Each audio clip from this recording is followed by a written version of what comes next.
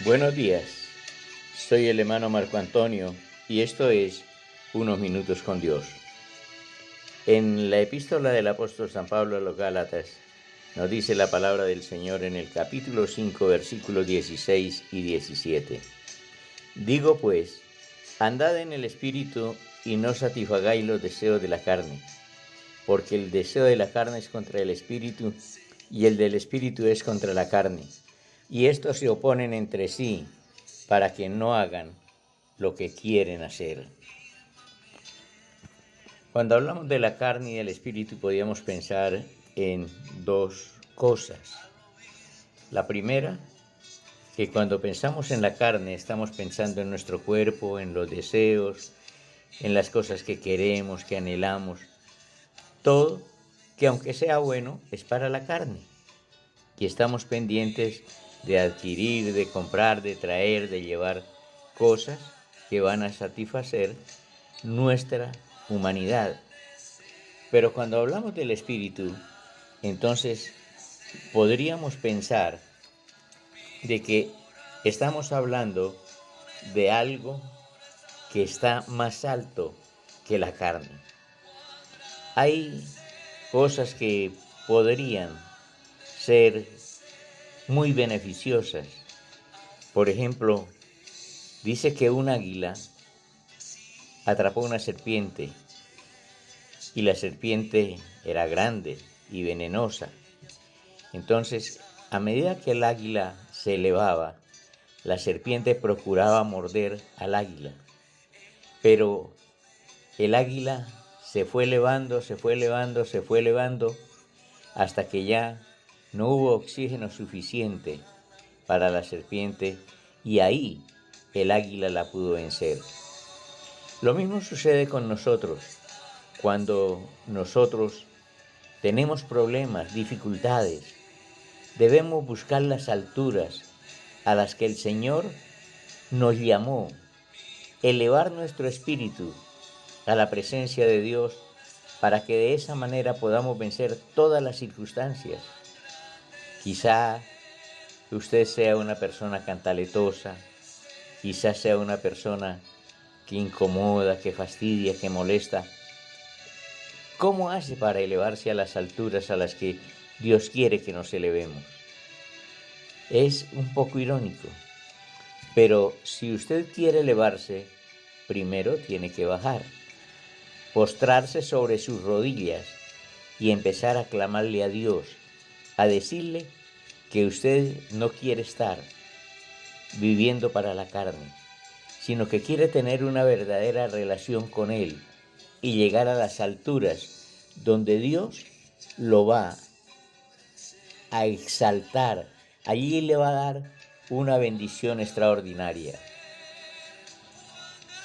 Dicen que un aviador después de la Segunda Guerra Mundial se fue a probar un monomotor y de pronto empezó a oír ruidos en la parte de atrás del asiento donde él iba. Y al observar detalladamente se dio cuenta que era una rata. Y la rata en cualquier momento podía cortar uno de los cables y hacer que todo el engranaje del avión se dañara. Pero el piloto había oído que llega un momento en que las ratas no alcanzan a aguantar la falta de oxígeno en las alturas y decidió elevarse y elevarse lo más que pudo, hasta cuando ya dejó de oír el ruido. Y entonces niveló el avión y se dio cuenta de que la rata estaba muerta. Había muerto asfixiada por la falta de aire, por la falta de oxígeno. También nuestro problema, nuestra dificultad.